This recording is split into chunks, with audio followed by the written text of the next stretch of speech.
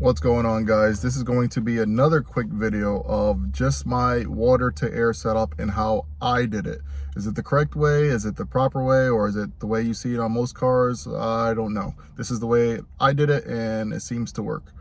So I'll draw some stuff up with one hand, pardon my handwriting and my drawing abilities, but hopefully by the end of this video you'll understand how I did it and be able to replicate it if you wanted to do it the way I did it. All right, again, pardon my handwriting and my drawing, but hopefully you'll be able to get it. So all right, so let's say we'll start in the engine bay, and this is your intercooler, so IC, and I will put 2 ports on it, and this is your out, and this is your inlet.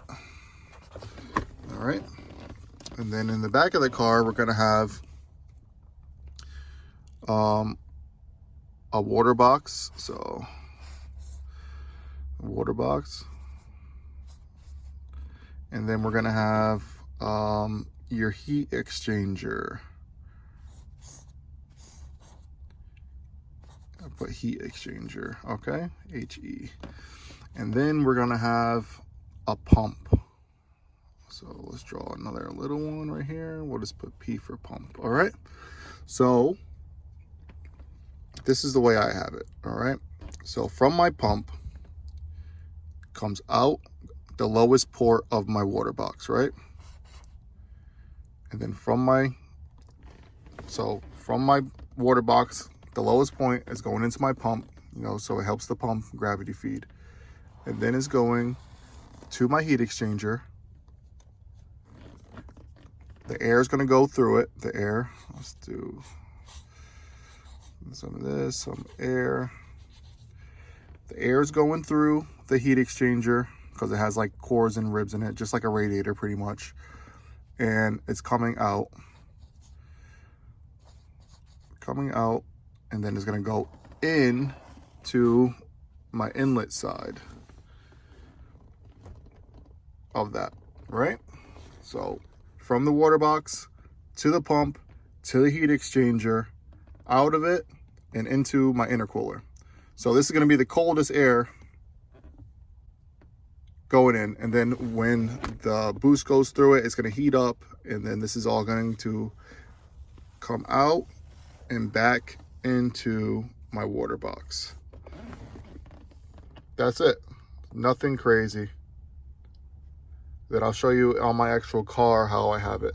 Oh, and then on the heat exchanger I got fans, you know, so if the car's not moving and I need to cool it down, I can just flip a switch and my fans turn on.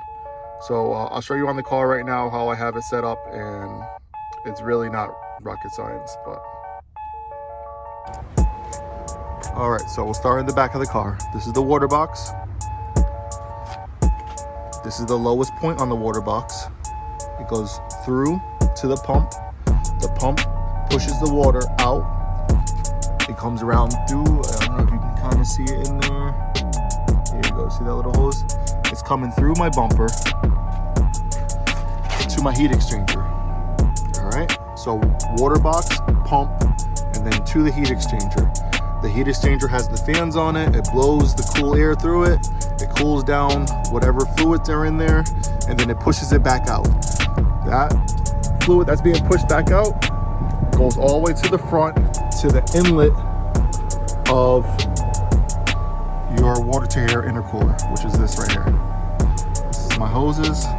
See, this is my inlet. It goes through and back out, right here, back out, then all the way back to this right here, and then dumps right back into my water box. So you need a strong enough pump that's going to be able to push the whole system, because it is a lot of fluid in there. It's nothing crazy. I actually find these pumps, if you look like a lot of German cars or cars that are supercharged, you can find these pumps. This is actually a Bosch pump from Audi. So I've been using this, and it's been holding up so far. I haven't really ran the car, but I had it in the car for about, I don't know, over a year now, and I haven't had any issues with it.